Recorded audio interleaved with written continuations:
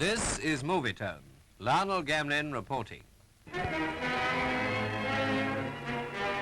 This is the building in Nuremberg where 20 top Nazis are being tried for many crimes, not the least of which is the breaking of 26 treaties, agreements and assurances.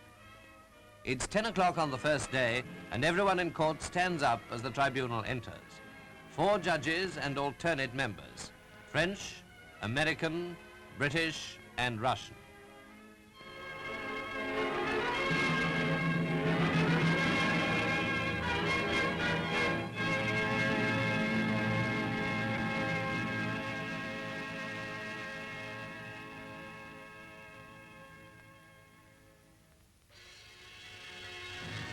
Lord Justice Lawrence, the President, with Sir Norman Birkett at his right hand, opens the first trial of its kind that the world has seen.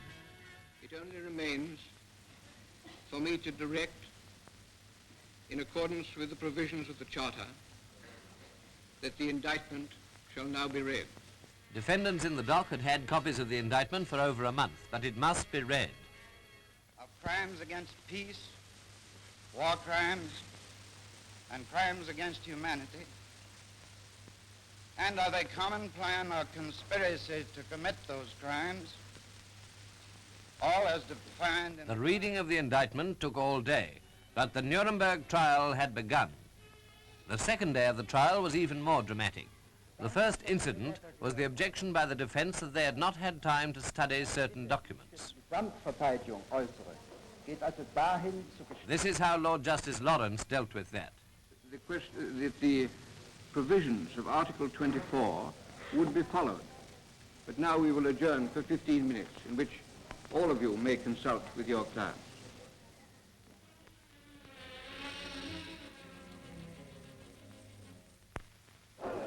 Okay, recording, that's all for now. We're adjourning for 15 minutes. A scene of great animation followed, especially among the defendants and their counsel. Goering started writing volumes of notes. Ribbentrop got to work on his counsel. Hess stopped reading his novel and had a good look round. Keitel went into a huddle with Rosenberg. This sort of thing went on all through the 15 minutes, and then the tribunal returned.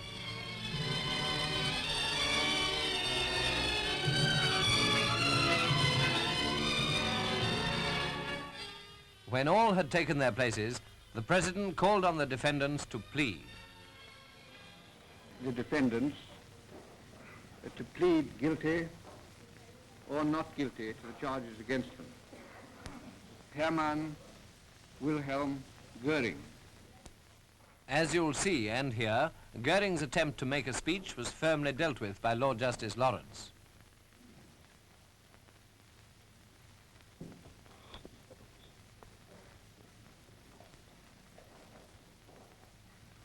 Bevor ich die Frage des Gerichtshofes beantworte, ob ich mich schuldig oder nicht schuldig bekenne, I informed the court that defendants were not entitled to make a statement. You must plead guilty or not guilty. bekenne mich im Sinne der Anklage nicht schuldig.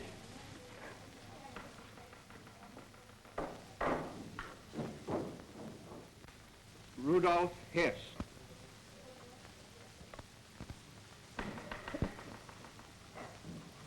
Nein. That will be entered as a plea of not guilty. The next defendant called was Ribbentrop. Ich bekenne mich im Sinne der Anklage für nicht schuldig.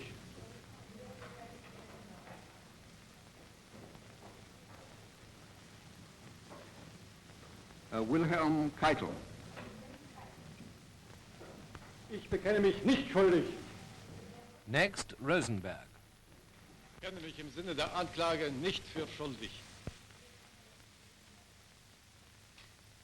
He was backroom boy number 1 in the Nazi setup. Julius Streicher.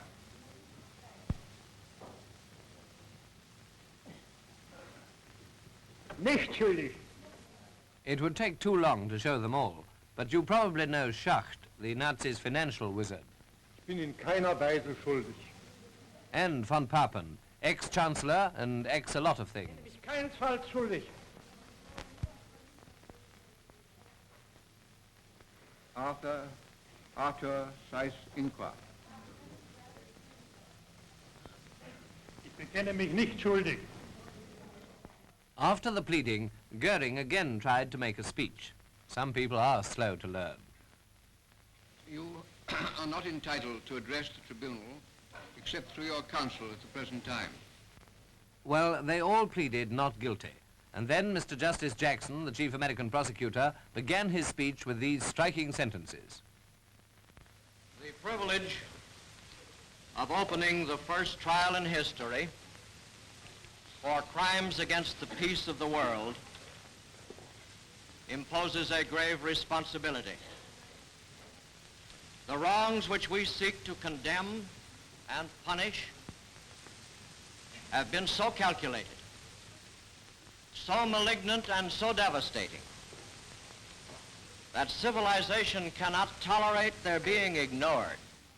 But let's pause for a moment to refresh our all too short memories of the Nazi plan and the vast misery it produced, the deliberate and ruthless crushing of Poland.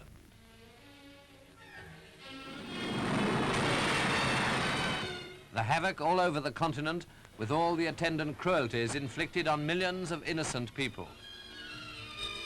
The crimes committed in the name of Hitler and Nazism at sea.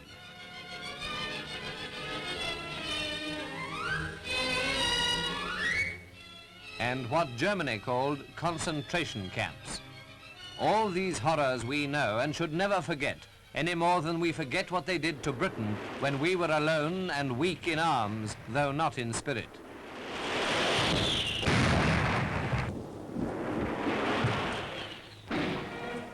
The Nazi leaders who planned and executed aggressive total war against the civilized world can strut and bully and butcher no more. Yet brought to trial at last, they are to receive justice. That four great nations, flushed with victory and stung with injury, stay the hand of vengeance and voluntarily submit their captive enemies to the judgment of the law is one of the most significant tributes that power has ever paid to reason. The story of Nazi crimes is a long one. A particular aspect of Nazi organization was explained by Major Coogan, another American prosecutor, who went into details of the origin of the whole conspiracy. First, a brief reference to the history of the Nazi Party. The court will no doubt recollect that the National Socialist Party had its origin in the German... And the chart of Nazi organization was displayed in court, a sort of family tree with Hitler at the top. The demeanor of the defendants was interesting. Donitz and Raeder, Donitz apparently half asleep. Streicher, the Jew-baiter, he looks furious, but his fury is impotent. As for the rest of them, you can see for yourself. In all three readings.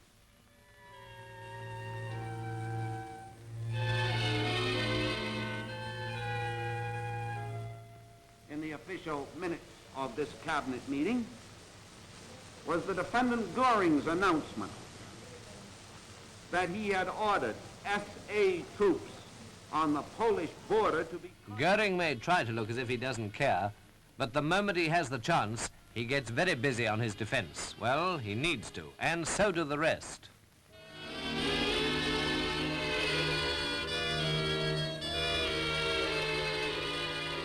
The trial, certain to be a long one, continues.